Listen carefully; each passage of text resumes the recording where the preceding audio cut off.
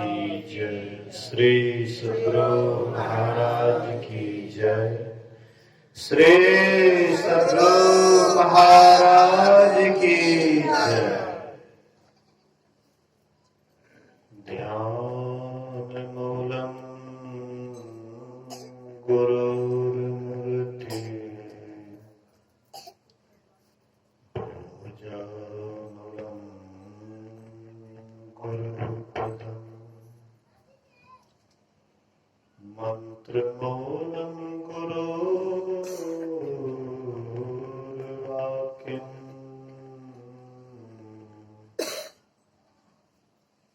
मोक्षमूलम गुरुकृपा।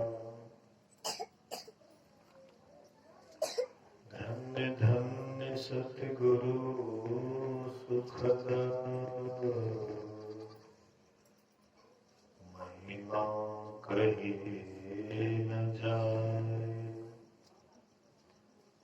जो कुछ कहो तुम्हारी कृपा मोते कछु न बसाए। सर्वत्र सर्वदा वर्तमान सद्गुरु महाराज जी के पावन चरणों में कोटि कोटि नमन। उपस्थित गुरुजन, धर्म प्रेमी सत्संगी बंधुओं, पूजनीय माताओं तथा भक्तिमती बहनों, एक दिवसीय संतमत सत्संग का आयोजन परम श्रद्धेय जय कुमार बाबू के निवास स्थान पर बच्चे के जन्मदिन के शुभ अवसर पर यह सत्संग हो रहा है।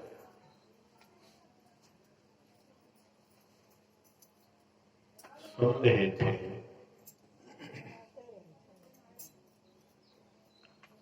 सुनो जननी सोई सुत बड़ भागी, जो पितु मातु बचन अनुरागी। हे माता, वह पुत्र बड़भागी है जो माता पिता के वचन पालन में रत है।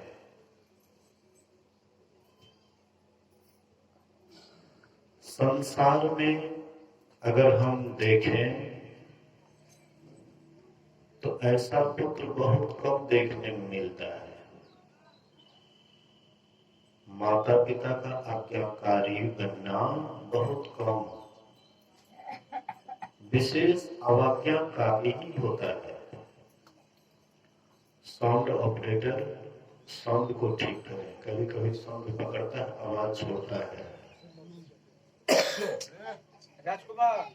वीडियो रिकॉर्ड हो रहा है, आवाज छोड़ता है, पकड़ता है, इसको ठीक कीजिए। साउंड कभी आवाज छोड़ता है, पकड़ता है, इसको ठीक कीजिए। बोलिए श्री सद्गुरु महाराज की जय। ध्यान दीजिएगा। तो कहते हैं संसार में वही बेटा बड़भागी है जो माता पिता के वचन पालन में रत है।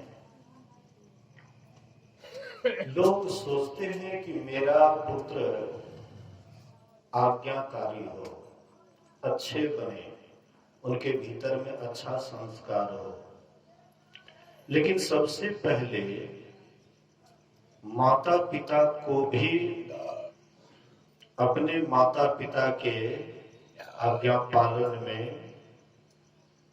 रत रहना चाहिए, तभी उसका पुत्र अपने माता पिता के आज्ञा का पालन कर सकता है। राम जी की प्रशंसा लोग क्यों करते हैं? इसलिए कि राम जी के अंदर उस तरह का संस्कार था। महाराज दशरथ भी उसी तरह के थे। जिस तरह का पिता होता है, पुत्र भी उसी तरह का होता है। पिता अगर धार्मिक प्रवृत्ति के होते हैं तो पुत्र भी धार्मिक प्रवृत्ति के होते हैं। लेकिन इसके लिए संत महापुरुष कहते हैं कि बच्चे को अच्छा संस्कार देने के लिए स्वयं को अच्छा बनाना पड़ेगा। एक शराबी भी सोचता है कि शराब पीना स्वास्थ्य के लिए हानिकारक है। एक भांग पीने वाला भी सोचता है कि भांग पीना स्वास्थ्य के लिए हानिकारक है, लेकिन फिर भी वह पीता है। लेकिन अपने बच्चे को सोचता है कि हमारे बच्चे इस दुर्गुण से दूर रहे। लेकिन वह बच्चा कैसे दूर रहेगा? बच्चा आपको देखता है कि आप शराब पीते हैं, बच्चा भी शराब पिएगा। आप अगर भांग पीते हैं, गांजा पीते हैं, तो बच्चा भी देखता है, वो भी सीखेगा। इसीलिए आपको स्वयं ठीक होना पड़ेगा, अच्छा होना पड़ेगा, सदाचारी होना पड़ेगा। गुरु महाराज जी कहा करते थे कि 4 आश्रमों की जब तक व्यवस्था रही तब तक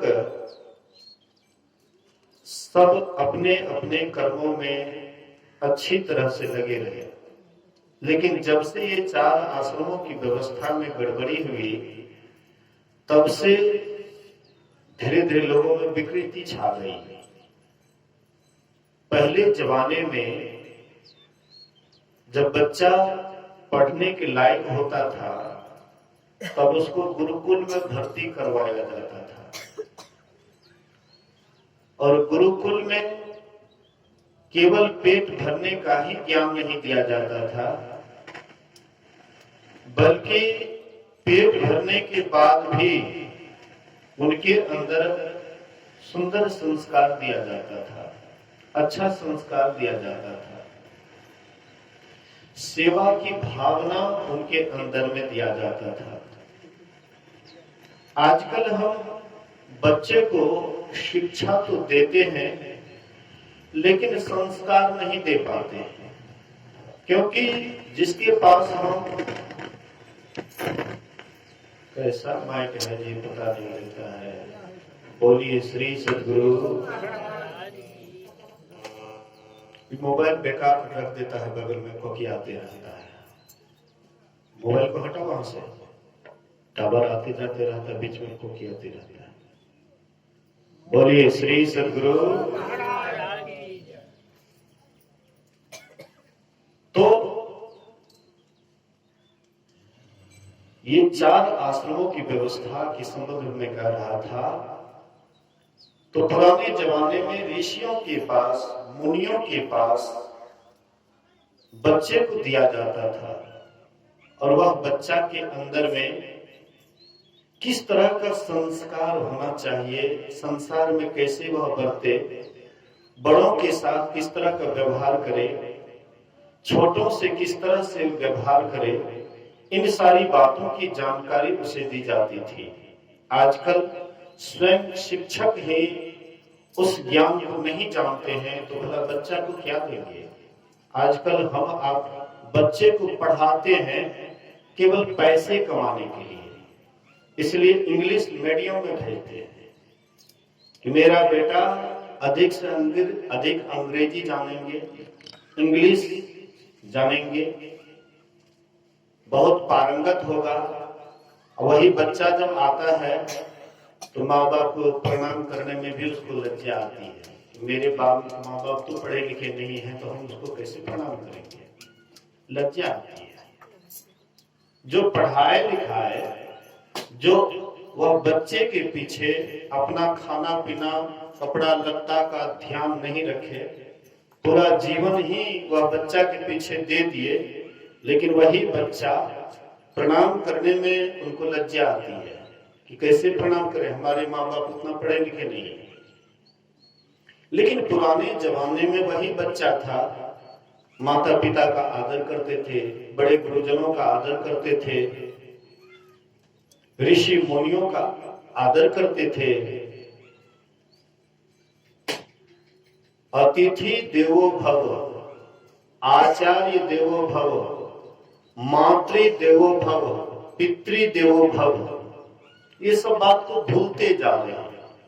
संस्कृत की पढ़ाई तो धीरे धीरे बंद हो गया है, केवल इंग्लिश मीडियम की पढ़ाई है।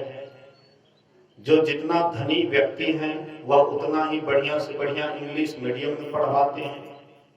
पश्चिमी सभ्यता बहुत तेजी से इधर आ रहा है, पूर्वी सभ्यता धीरे धीरे धूमिल पड़ रहा है, भारतीय संस्कृति धीरे धीरे नीचे की ओर जा रहा है, पश्चिमी सभ्यता बहुत तेजी से ऊपर की ओर जा रहा है। परिणाम क्या होता है? हम आप अपने संस्कार से दूर हटते जा रहे हैं। लेकिन पुराने जमाने में इसका नियम जब तक चला तब तक हम आप अपने आप में दुरुस्त रहे। एक बार की बात है, महाराज दशरथ आईना देखता है, अपने चेहरे को आईना में देखता है तो कान के पास एक पका हुआ बाल दिखाई पड़ा। मानो वह बाल संकेत कर रहा है कि अब तुम्हारा बुढ़ापा आ गया है, अब क्यों नहीं राम को राजगद्दी दे करके तुम स्वयं भगवान का भजन करते हो। संकेत मिला। बाल तो हम लोगों का भी पकता है, लेकिन कितने आदमी हैं उसको पेंट भी करवा लेते हैं, रंगा भी लेते हैं। और कुछ ऐसे भी हैं, बुढ़ापा आ गया तो आ गया, लेकिन मोह ममता से हम तनिक भी दूर होना नहीं चाहते, सत्संग भजन में नहीं जाना चाहते। जैसे जैसे बुढ़ापा आता है वैसे वैसे धन दौलत को भर पांच पकड़ते हैं। परिणाम होता है एक दिन बाल बच्चे जबरदस्ती आपसे चाबी छीनता है। लेकिन पुराने जमाने में ऐसी स्थिति नहीं थी, इसीलिए गोस्वामी तुलसीदास जी महाराज कहते हैं, ममता तू ना गई मेरे मन ते, ममता तू ना गई मेरे मन ते, पाके केस जन्म के साथी, लाज गई लोकन की। कहते हैं, हे ममता तू न गई मेरे मन से, तू मेरे मन से अभी तक नहीं गई है। जन्म का साथी बाल पक गया, लेकिन फिर भी ममता मन से नहीं निकलता है। मोह ममता के ही कारण लोग सत्संग ध्यान नहीं कर पाते हैं, सत्संग ध्यान को छोड़ते जा रहे हैं। बुढ़ापा आ जाता है लेकिन फिर भी मोह ममता नहीं छूटता है। शरीर बूढ़ा हो जाता है लेकिन मन जवान ही रहता है। बाल पकने से कोई वृद्ध नहीं होते हैं, बल्कि जो साधना करते हैं, ध्यान करते हैं, अंतर्मार्गी बनते हैं, भीतर में जाते हैं, असल में वही वृद्ध होता है।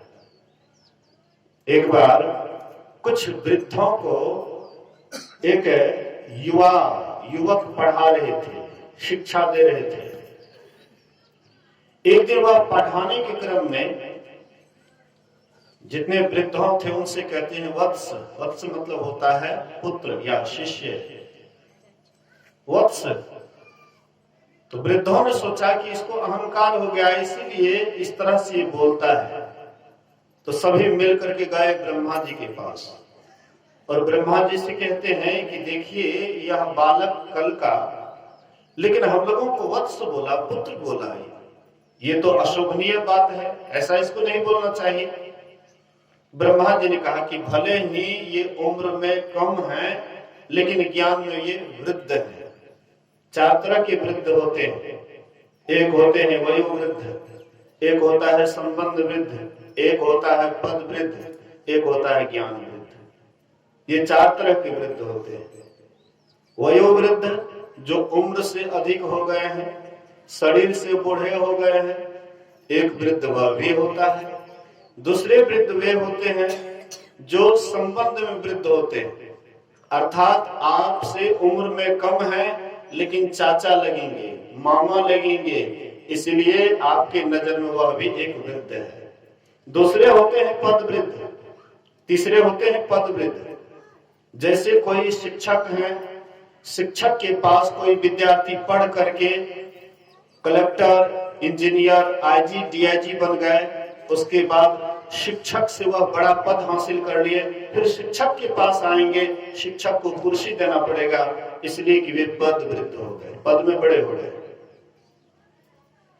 और एक होता है ज्ञान वृद्ध, जो उम्र में कम है लेकिन ज्ञान में हमसे बढ़े चढ़े हैं, उनको भी वृद्ध कहते हैं, ज्ञान वृद्ध। एक समय में संत ज्ञानेश्वर जी महाराज, संत ज्ञानेश्वर जी महाराज 14 वर्ष के ही उम्र में संतत्व को प्राप्त कर लिया, परमात्मा को पा लिया। और 1400 वर्ष के चांगदेव जी महाराज अभी तक वह परमात्मा को पाए हुए नहीं थे। हालांकि सिद्ध थे, योगी थे, सिद्ध थे, लेकिन परमात्मा को पाए हुए नहीं थे। 14 बार मृत्यु को वह भेज दिए कि अभी मुझे नहीं जाना है, क्योंकि अंतिम गति परमात्मा पद हमें नहीं मिला है। जब संत ज्ञानेश्वर का धीरे धीरे जब यश फैलने लगा, तो धीरे धीरे इनके भी काम तक आता है। तो ये उनके पास पत्र भेजते हैं कि मैं चांगदेव शेर पर सवार होकर के हाथ में सांप का चाबुक लेकर के मैं तुमसे मिलने के लिए आ रहा हूं। संत ज्ञानेश्वर अपने भाई बहन के साथ एक चबूतरा पर बैठे हुए थे।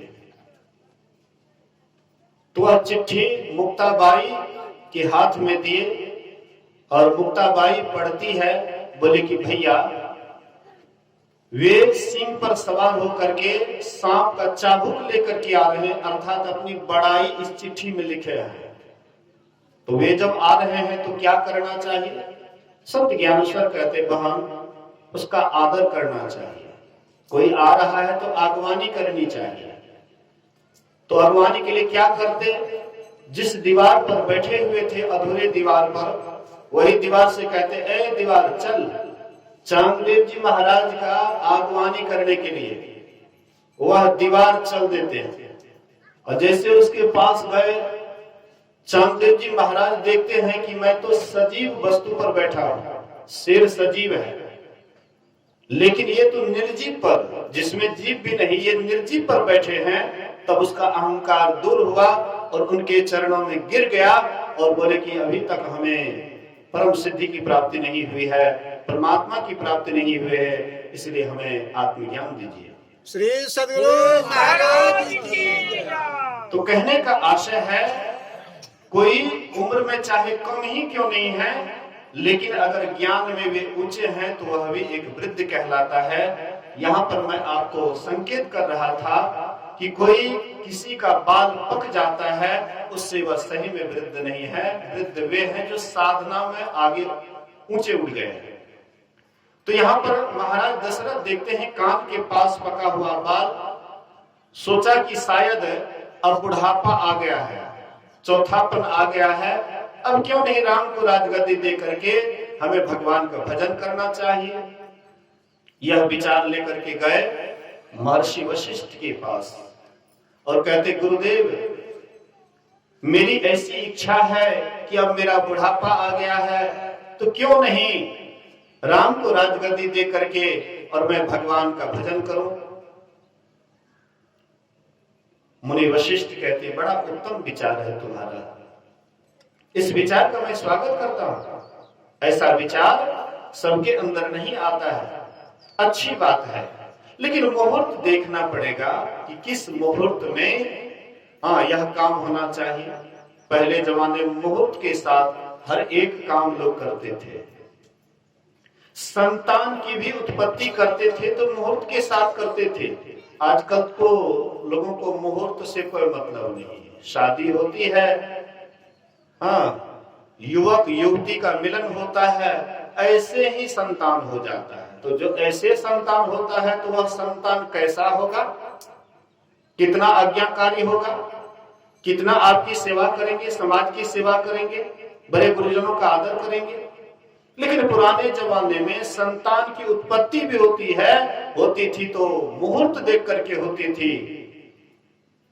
आप लोगों को शायद मालूम होगा, कश्यप ऋषि की 2 पत्नी थी। कश्यप ऋषि की 2 पत्नी थी, एक का नाम था दीति और दूसरे का नाम था अदिति।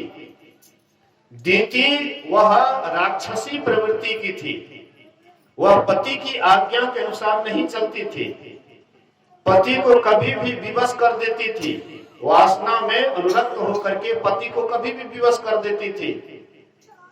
और इसका परिणाम होता है कि उनके द्वारा जो संतान हुआ, उनको 2 संतान होता है, एक का नाम हिरण्याक्ष और एक का नाम हिरण्यकशिपु हुआ, मतलब राक्षस पैदा हुआ। उसी जगह में अदिति अपने पति के आज्ञा के अनुकूल चलने वाली, और उनके द्वारा जो संतान हुआ वह देवता कहलाया और संसार में पूज्य हुआ।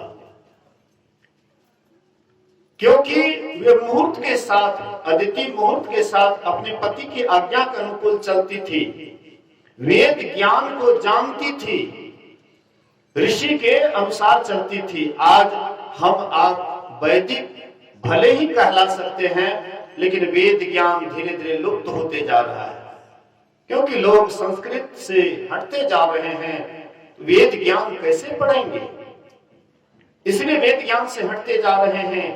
मुहूर्त का कोई पता नहीं है, किस मुहूर्त में किस दिन पति पत्नी का संजोग हो तो लड़का पैदा हो, और किस दिन किस मुहूर्त में पति पत्नी का संजोग हो तो लड़की पैदा हो। इन सारी बातों की जानकारी वेद में दिया गया है, लेकिन हम पढ़ेंगे ही नहीं तो जानेंगे कैसे। इसलिए पुराने जमाने में कोई भी काम होता था मुहूर्त के साथ होता था। एक महात्मा जी तालाब के किनारे बैठे हुए थे और पतरा में देखते हैं कि बड़ा अभी उत्तम मुहूर्त चल रहा है, बहुत सुंदर मुहूर्त है। अगर कोई जानवर इस तालाब में स्नान करे तो वह मनुष्य हो सकता है, और कोई मनुष्य अगर इस तालाब में स्नान करे तो वह देवता हो सकता है। महात्मा जी ये बात कह रहे थे, बगल में एक पेड़ था, पेड़ के ऊपर में बंदर और बंदरनी दोनों बैठे हुए थे। बंदरनी कहती है कि सुनते ही पतिदेव, महात्मा जी क्या कहते हैं कि अभी तालाब में जो स्नान करेंगे, कोई मनुष्य स्नान करेंगे तो वह देवता हो सकता है, कोई जानवर स्नान करे तो वह मनुष्य हो सकता है। सुन रहे हैं क्या कहते हैं? बोले कि अरे क्या महात्मा के फेरे में पड़ती है, महात्मा से ऐसे कुछ कहती रहता है, इस पर ध्यान नहीं देना चाहिए। हालांकि पुरुषों से अधिक माँ बहनों के अंदर में श्रद्धा होती है। माँ बहनें श्रद्धा की मूर्ति होती है। जहां कहीं भी अखिल भारतीय हो, जिला वार्षिक हो, प्रखंड स्तरीय हो, भव्य आयोजन हो, वहां पर माताओं की संख्या अधिक होती है। मंदिर में, मस्जिद में तो महिला को जाने का आदेश ही नहीं है, नहीं तो मस्जिद में भी अधिक महिलाएं होती है। जहां भी देखिए महिलाओं की संख्या अधिक होती है, क्योंकि उनके अंदर में श्रद्धा अधिक होती है। श्रद्धावान लभ्यते ज्ञान, जिनके अंदर में श्रद्धा होती है वही ज्ञान के अधिकारी होते हैं। तो माँ बहनें श्रद्धा में आगे होती है। बंदरनी कहती है कि सुनते हैं क्या कहते महात्मा जी? बोले कि ऐसे ही कहता है, कहने दो। महात्मा जी बोले कि अब 20 सेकेंड बचा है, कोई जानवर स्नान करे तो वह मनुष्य हो सकता है, और कोई मनुष्य स्नान करे तो वह देवता हो सकता है। बंदरनी कुछ सोच विचार नहीं की, वह डाल को छोड़ करके डुबकी लगाती है। जैसे तालाब में डुबकी लगाई और डूब करके जब बाहर निकली तो सुंदरी राजकुमारी हो जाती है। श्री सद्गुरु महाराज की जय। एक सुंदरी राजकुमारी का वेश बना लेती है और जैसे बाहर निकलती है उधर से एक राजकुमार आ रहे थे हाथी पर सवार होकर के, वह सुंदरी को अपने हाथी पर बैठा करके राजकुमार चले गए। ये बंदर सोचता है कि हमारी पत्नी बंदर ने डुबकी लगाई तो वह राजकुमारी हो गई, मैं भी स्नान करूंगा तो मैं भी राजकुमार हो जाऊंगा। लेकिन तब तक में वह मुहूर्त बीत चुका था। बंदर जैसे डुबकी लगाया, उगता है, बंदर बंदर ही रह जाता है, बंदर का बंदर ही रह जाता है। मतलब मुहूर्त के साथ पहले जमाने में जो भी काम करते थे मुहूर्त के साथ करते थे, इसलिए संतान उत्तम होता था, आज्ञाकारी होता था, अच्छा से अच्छा होता था। ये तीनों रानियां केकई, सुमित्रा और कौशल्या, ये तीनों रानियां जिस समय गर्भवती थी उस समय में जाती थी वशिष्ठ मुनि के आश्रम में सत्संग सुनने के लिए। आजकल कोई माँ बहनें गर्भवती होती हैं तो उसके लिए एलसीडी टीवी की व्यवस्था घर में कर देते हैं, स्क्रीन टच मोबाइल दे देते हैं, उससे वो अश्लील से अश्लील चित्र देखते रहते हैं, खराब खराब चित्र देखते रहते हैं। तो उसका संस्कार वो बच्चे का कैसे होगा? माँ का जिस तरह का संस्कार होगा धीरे धीरे बच्चे पर वही छाप पड़ता है। गर्भवती अवस्था में जो जो काम माँ करती है बच्चे का उस पर असर पड़ता है। गर्भवती अवस्था में अभिमन्यु की माँ सुभद्रा चक्रव्यूह की बात सुनी थी और वह याद वह बच्चे को रह गया, अभिमन्यु को रह गया। अपने मां के गर्भ में शक्ति मुनि की पत्नी भी सत्संग सुनती थी, इसलिए उनके गर्भ में जो बच्चा था वो भी सत्संग बहुत बात सुनकर के याद कर लिए थे।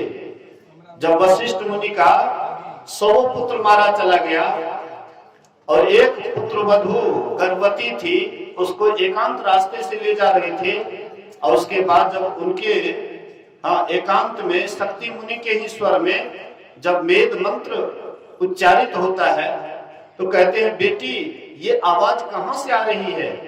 बोले कि दादाजी बाबूजी आप ही का पोता मेरे गर्भ में है और वही वेद मंत्र का पाठ कर रहा है। तो ये कहां से संस्कार आया? क्योंकि मां सत्संग में बैठती थी, सुनती थी, तो बच्चा के अंदर में भी वह संस्कार होता था। आजकल मां बहनें गर्भवती होती है तो उनको कोई मतलब ही नहीं होता सत्संग से, तो वह बच्चा कैसे संस्कारी होगा, कैसे अच्छा होगा? मेरे कहने का ये आशय है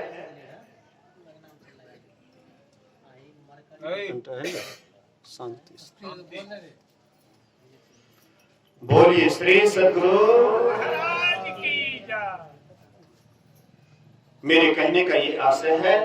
तो महाराज दशरथ पूछते हैं महर्षि वशिष्ठ से, महर्षि वशिष्ठ कहते कल ही वह उत्तम मुहूर्त है कि राम को राजगद्दी दिया जाए। तो इसके लिए पूरे राज्य में ढिंढोरा पीट दिए कि कल राम को राजगद्दी दी जाएगी। पूरे अयोध्या के लोग उत्साह मग्न हो रहे हैं, आनंद मग्न हो रहे हैं, सब उत्साह मना रहे हैं, मंगल गीत गा रहे हैं।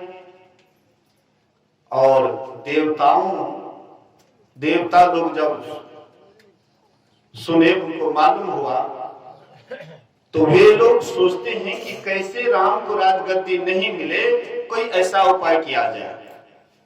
ऊंच निवास नीचे कर तूती, देख न सकई पराई विभूति। देवताओं का निवास बड़ा ऊंचा होता है लेकिन करनी बड़ा नीचा होता है।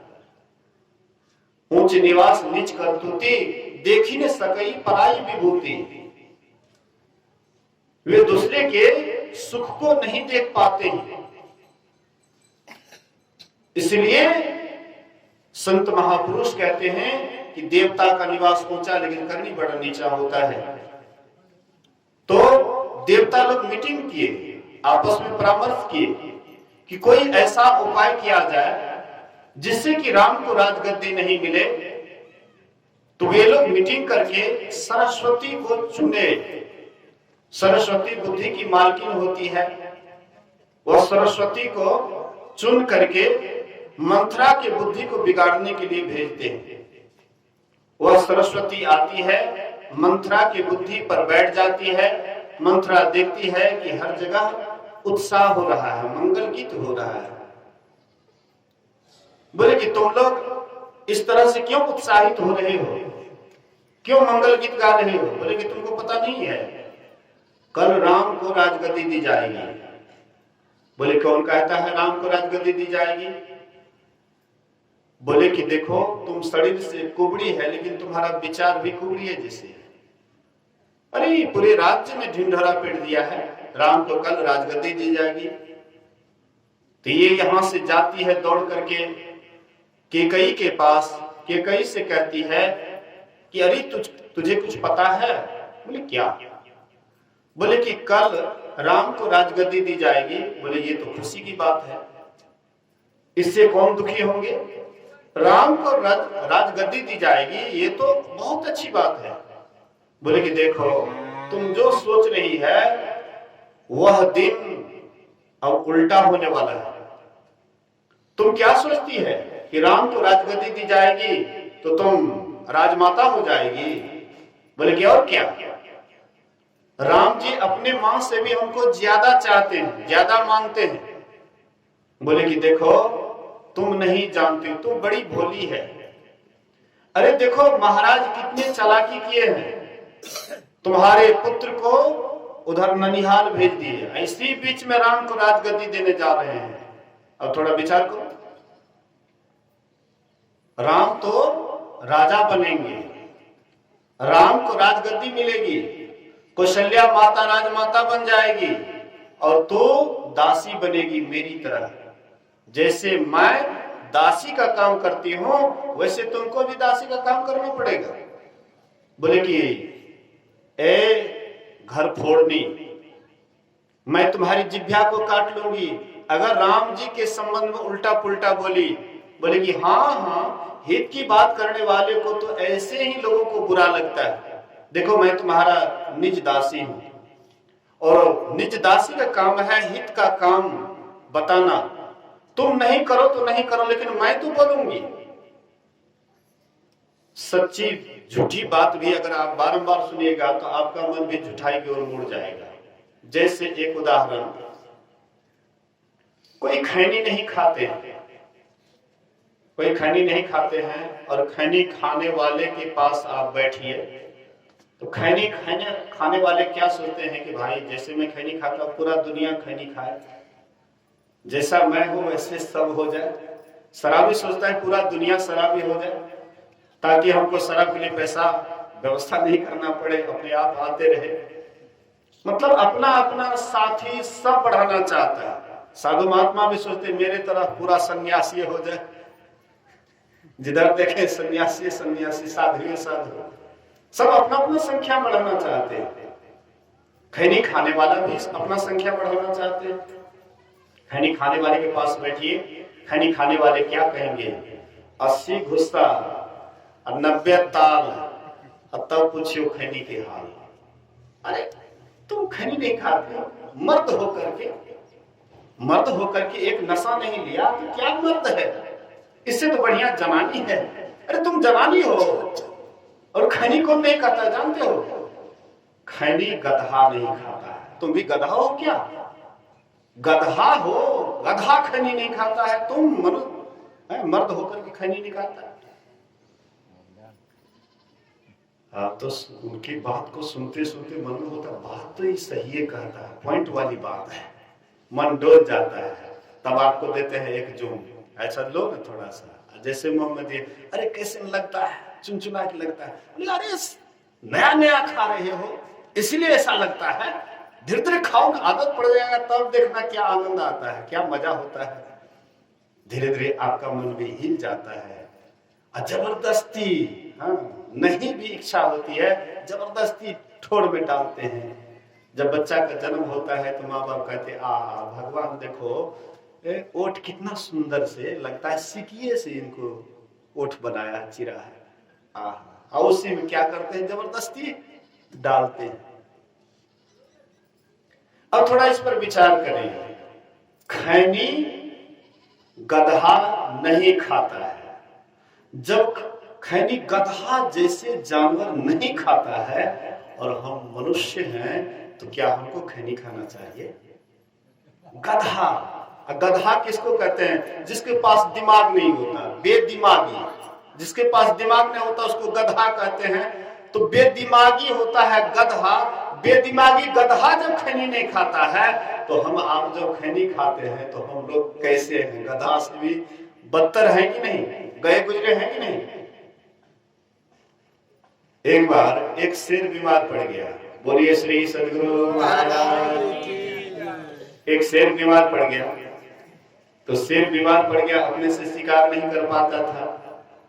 तो मंत्री उसका सियार, पंडित जी सियार से कहते, देखो भाई, मैं कितने दिन से बीमार हूं और बिना शिकार किए हुए एक भी शिकारी नहीं मिला है, इसलिए जाओ तुम जंगल में जाकर के किसी को किसी तरह से फुसला करके लाओ, ताकि मेरा भी काम बने, तुम्हारा भी काम बने। अरे हम खाएंगे तो तुमको भी, तुम्हारे लिए भी छोड़ देंगे, इसलिए जाओ। तो गए, सियार गए।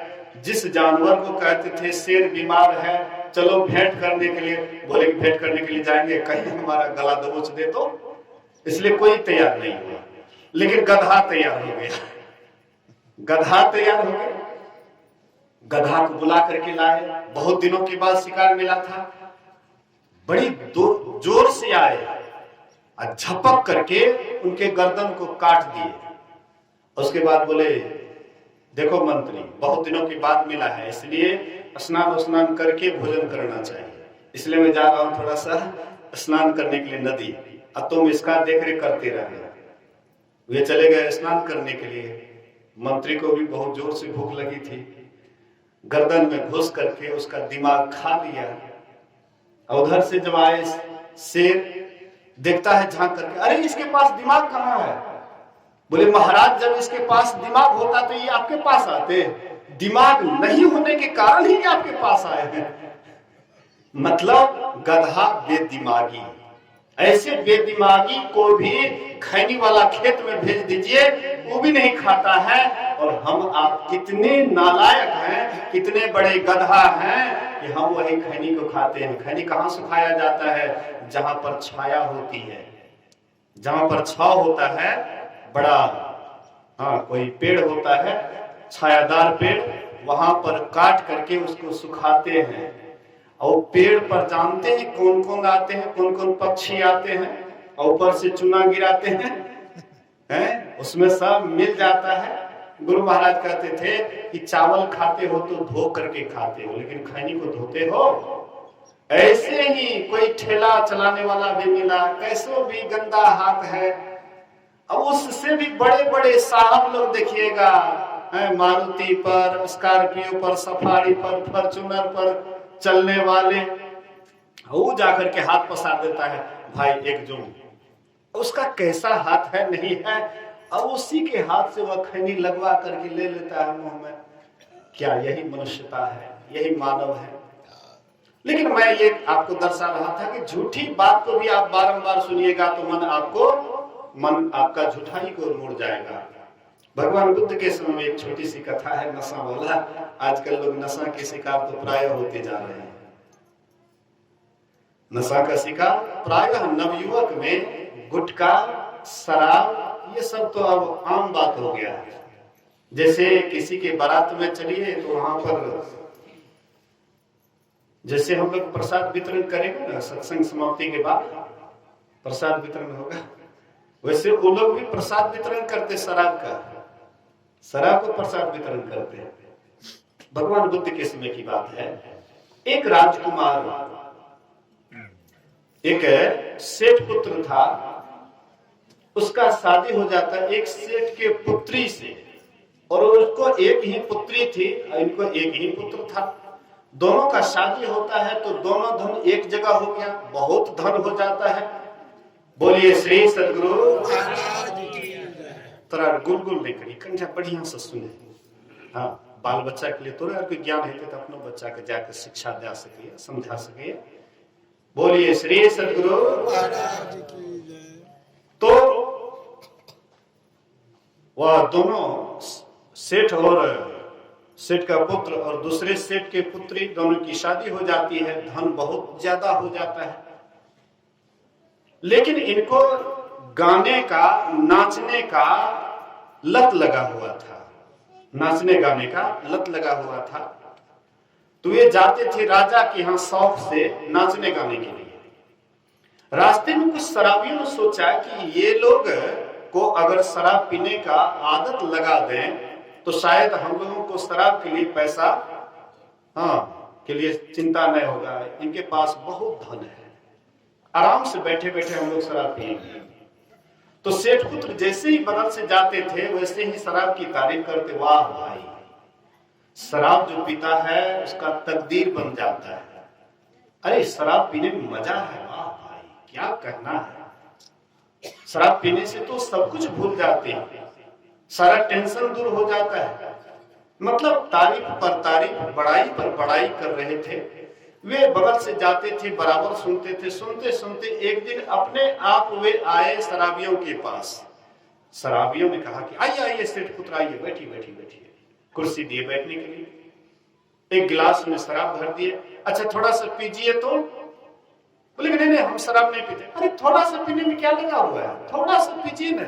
आप कभी नहीं पिए हैं, पी करके देखिए क्या आनंद आता है, क्या मजा आता है। बहुत जिद किए, एक गिलास पी लिए।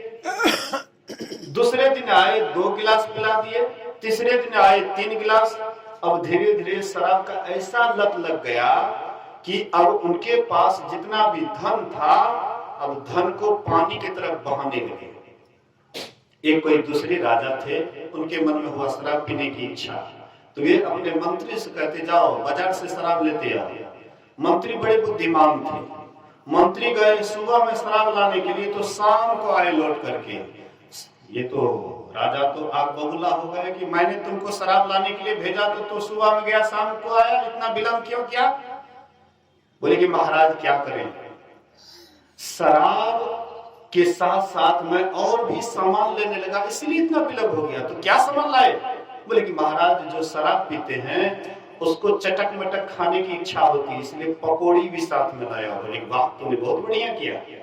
बोले महाराज और भी कुछ साथ में लाए, इतना तो विलंब हुआ इसलिए इतना विलंब हुआ, और भी कुछ साथ में लाए। तो बोले और क्या लाए हो। बोले महाराज जो शराब पीता है, चटक मटक खाता है, उसको संगीत सुनने की इच्छा होती है, इसलिए गाने बजाने वाले को भी साथ में लाया। बोले कि वाह तूने बहुत बढ़िया किया। बोले महाराज और भी कुछ साथ में लाए हो। और क्या साथ में लाए हो। तो महाराज जो शराब पीते हैं, जो संगीत सुनते हैं, उसके लिए वेश्या की भी जरूरत होती है, इसलिए वेश्या भी साथ में लाया। बोले कि वाह बहुत बढ़िया किया। बोले महाराज और भी कुछ साथ में लाए हो। बोले कि और क्या लाए हो। बोले महाराज जो शराब पीता है, चटक मटक खाता है, संगीत सुनता है, वेश्या गमन करता है, उनकी सेहत का कोई ठिकाना नहीं रहता है, इसलिए डॉक्टर मेडिकल भी साथ में लाया। बोले कि वाह तूने बहुत अच्छा किया। बोले महाराज और भी कुछ साथ में लाए। बोले कि और क्या लाए हो। बोले महाराज जो शराब पीता है, चटक मटक खाता है, संगीत सुनता है, वेश्या गमन करता है, डॉक्टर मेडिकल से संभले कि नहीं संभले, इसलिए 5 गज कफन का कपड़ा भी लाया हूं। बोले राजा साहब हटा हटा हटा, उनको शराब नहीं पीना। 5 गज कफन पहले ही खरीद करके रख दीजिए, शराब पीजिए। इसी बीच में हमारे बगल में बैठे हुए हैं शालिग्राम बाबा उस साइड में, इनका भतीजा था और शराब का लत लगा हुआ था। अभी बच्चा सब छोटे छोटे है। मैं गया था इनके यहाँ सत्संग करने के लिए कि यहाँ वह इनका भतीजा मरा था, उनके अंतिम क्रिया में मैं गया था। तो पता लगा कि शराब पीते पीते धीरे धीरे किडनी फेल कर गया, किडनी खत्म हो गया, इसलिए इनकी मृत्यु हो गई। डॉक्टर रेफर कर दिया, नहीं इलाज हो पाया। यही युवा अवस्था, मतलब हम लोगों से भी कम। मेरा तो 43-44 हो रहा है, लेकिन उनका अभी 30 से 35 चल रहा था। हमसे भी कम उम्र था उनका, लेकिन वो चले गए। क्यों चले गए? यही शराब के कारण। शराब का लत लगा इसलिए चला गया। तो वह सेठ पुत्र धीरे धीरे शराब का जब आदत पड़ गया तो शराब के बिना अब उसको रहा ही नहीं जाता था। बराबर शराब मंगाते थे और सबके साथ पीते थे। मानो कुछ ही दिनों में धन पानी की तरह सब धन बह जाता है। अंत में जब कुछ नहीं बचा तब दोनों पति पत्नी कटोरी लेकर के भीख मांगने लगे। भीख मांगते मांगते जेठ वर्ष में भगवान बुद्ध अपने शिष्यों के साथ रहते थे, वहां गए और भिक्षु लोग जो भोजन किए थे उसका जो जुठन बच गया था वही जुठन दोनों पति पत्नी उठा करके खाने लगे। भगवान बुद्ध देख करके हंस दिए। बोलिए श्री सद्गुरु महाराज की जय। संत महात्मा समदर्शी होते हैं, वे सर्व ज्ञान संपन्न होते हैं, आत्मवत सर्वभूतेषु का ज्ञान होता है, वे सब कुछ जानने वाले होते हैं। इसलिए हंस दिए। आनंद पूछते हैं कि भगवान भंते आपने क्यों हंसा? बोले कि नहीं नहीं कोई बात नहीं। बोले कि नहीं भंते कोई अवश्य बात होगी।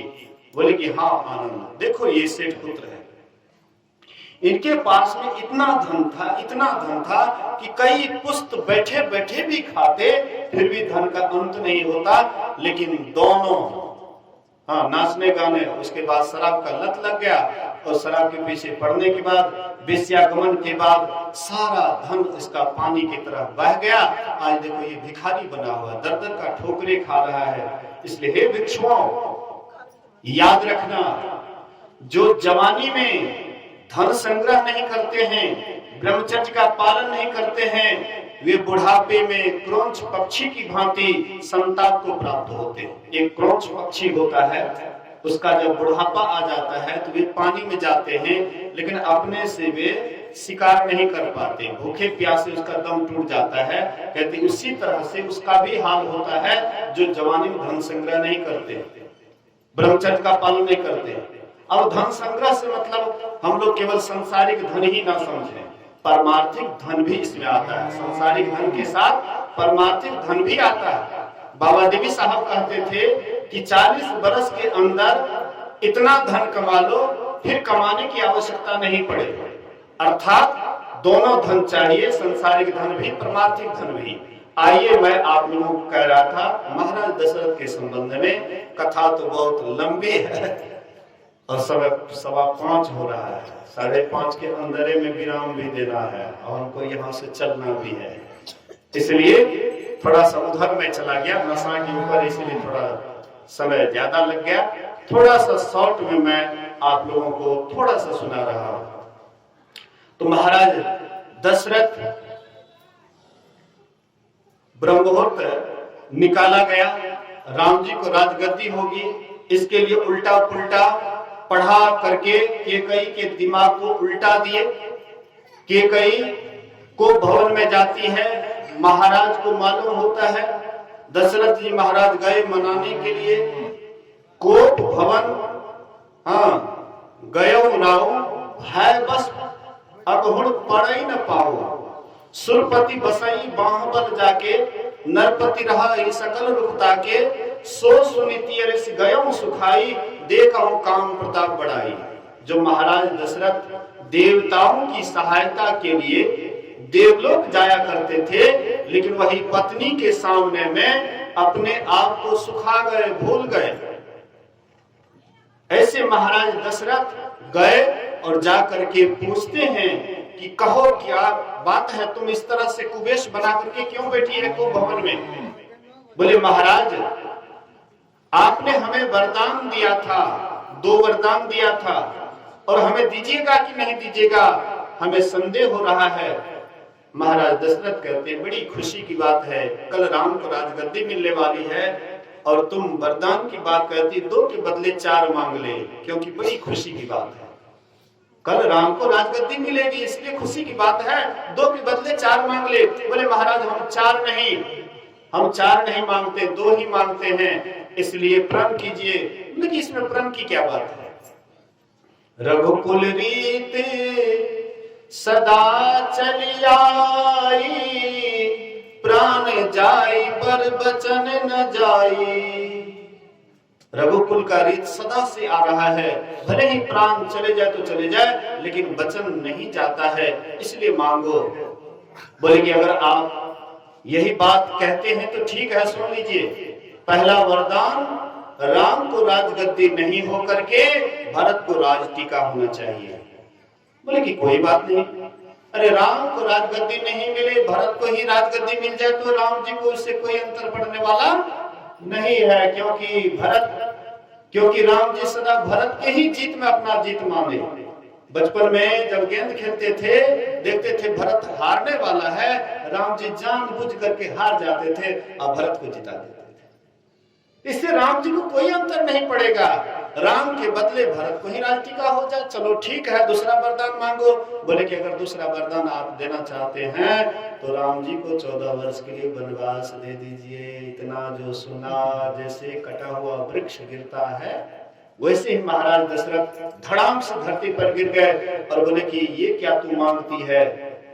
अरे इसके बदले तू और वरदान मांग ले, लेकिन राम जी को हमसे अलग मत कर। बिना राम के मैं नहीं रह पाऊंगा, क्योंकि राम जी वनवास जाएंगे तो मेरा प्राण भी उनके साथ चले जाएंगे, इसलिए यह वरदान छोड़ करके और वरदान मांग। बोले कि अभी आप कह रहे थे रघुकुल रीत सदा चली आई, प्राण जाई पर वचन न जाई, और फिर आप तुरंत आप अपने वाणी से मुड़ रहे हैं। ऐसे होते होते सुबह हो जाता है। राम जी को मालूम हुआ, राम जी जाते हैं महाराज दशरथ के पास, प्रणाम करते हैं और माँ से कहते कि कई माँ से कि माँ क्या बात है, पिताजी उदास क्यों है, क्यों ऐसे मूर्छित होकर के पड़े हुए हैं? बोले कि बेटा ऐसी ऐसी बात है, सब घटना से अवगत किए। बोले कि ये तो बहुत छोटी सी बात है, ये बहुत छोटी सी बात है, भरत को राज टीका और मुझे 14 वर्ष के लिए वनवास, ये तो मेरे हित की बात हुई है। अगर मैं राजा बनता तो मुझसे पाप होता और पुण्य होता, इसके लिए मुझे स्वर्ग नरक का मुंह देखना पड़ता, लेकिन अब तो हम यहाँ से जाएंगे, ऋषि मुनियों का संग होगा, सत्संग होगा, साधना करेंगे, एकांत में मोक्ष के तरफ जाएंगे, एक दिन परम धाम को पालेंगे। ये तो मेरे लिए दोनों हाथ में लड्डू है। श्री सद्गुरु महाराज की जय। राम जी वहां से गए अपनी माँ के पास, कौशल्या माँ को प्रणाम करते हैं। कौशल्या माँ मंगल थाल लेकर के एकदम विष्णु भगवान के सामने में एकदम घुमा रही है, विष्णु मंत्र का जप कर रही है। राम जी को देखे बोले कि अरे तू आ गया, अभी तक नहा धोकर के तैयार नहीं हुआ, महाराज तुम्हारा इंतजार करते होंगे। बोले कि माँ तू कैसी भोली है, अरे अब मुझे अयोध्या का राज्य नहीं, अब मुझे वन का राज मिला है। बोले कि देखो सुबह सुबह मजाक नहीं करना चाहिए, जल्दी से स्नान करके तैयार हो जा।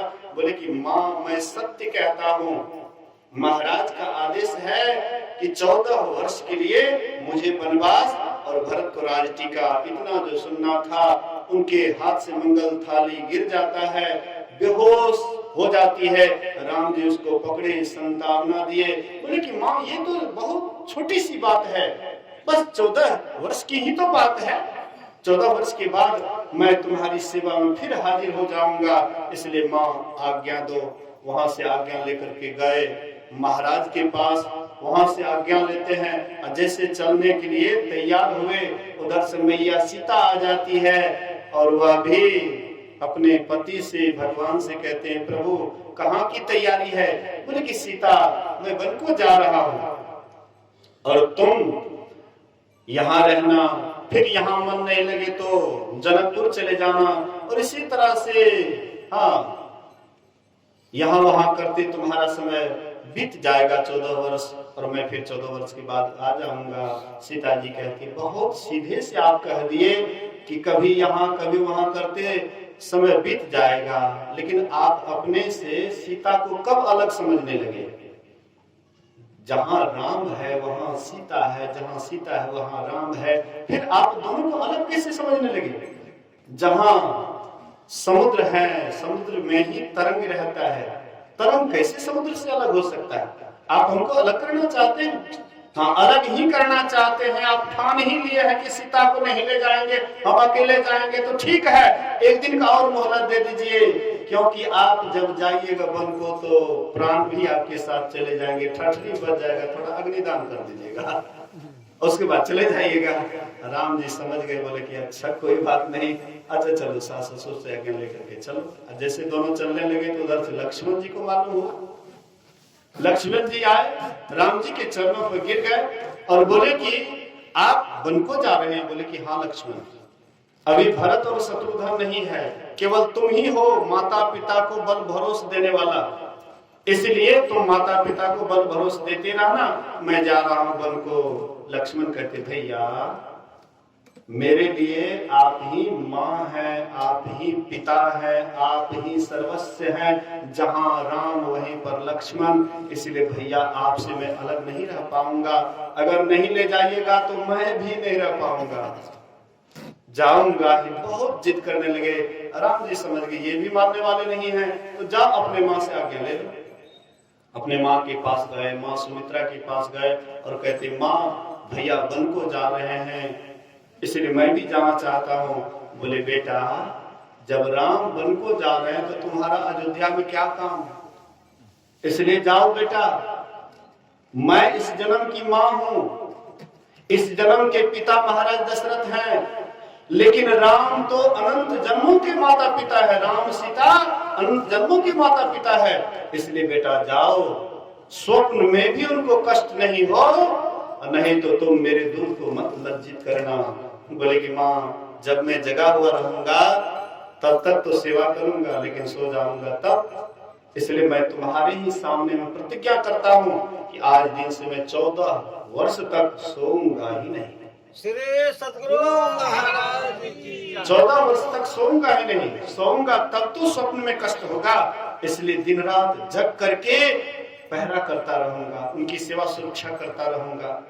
कहते वाह बेटा, पुत्रवती जुबती जग सोई, रघुपति भगतु जासु सुत होई। कहते बेटा पुत्रवती नारी वही है जिसका पुत्र राम का भक्त है, अगर राम जी का भक्त नहीं है तो ऐसे पुत्र को जन्म देने से अच्छा है कि वह बांझ ही रह जाती। क्यों वह इतना कष्ट को सही, इससे बांझ ही अच्छी है। न तरु बांझ भले बादी बियानी, राम विमुख सुत ते हित जानी। राम विमुख से पुत्र को जन्माना, हाँ यहाँ पर थोड़ा ओछा शब्द का प्रयोग किए हैं गोस्वामी जी, करना पड़ा। जैसे माल मवेशी हाँ बियाती है, वैसे ही मनुष्य के लिए भी ये प्रयोग किया गया, इसलिए कि जिसका पुत्र राम का भक्त नहीं है कहते वो बेकार है। अब 9 महीना तक वह बच्चा को पालती है, पोसती है, उठने में, बैठने में, खाने में, पीने में माता को, बहनों को कितना कष्ट होता है, लेकिन सब कष्ट को वह सहती है। इतना कष्ट को सहते हुए अगर राम का भक्त नहीं है तो कहते हैं कि इससे बांझ ही अच्छी है। सकल सुकृत कर बड़ फल ये हो, राम सिय पद सहज स्नेह हो। सभी पुण्यों का सबसे बड़ा यही फल है कि श्री सीताराम जी के चरणों में सहज स्नेह हो, सहज प्रेम हो। लेकिन ये सहज प्रेम कैसे होगा, इसके लिए माँ को, पिता को स्वयं ईश्वर भक्त बनना पड़ेगा, उसके बाद संतान भी उसका ईश्वर भक्त होगा। जिस तरह का माता पिता होता है बच्चे का संस्कार भी उसी तरह का होता है। एक छोटी सी लघु कथा, उसके बाद मैं अपनी वाणी को विराम दूंगा। बोलिए श्री सद्गुरु। काशी में एक राजा थे जिसका नाम था ऋतुध्वज। उनकी शादी होती है मैया मदानसा से। मैया मदानसा ईश्वर भक्तिनी, ज्ञान ध्यान वैराग्य को जानने वाली, भक्ति की ओर जाने वाली, दोनों की शादी होती है। लेकिन मैया मदानसा गार्हस्थ आश्रम को नहीं स्वीकार करते थे। पति पत्नी का जो संजोग होता है उससे वह दूर रहती थी, ब्रह्मचर्य का पालन करती थी। ऋतुध्वज राजा पूछते हैं कि आखिर तू गार्हस्थ जीवन से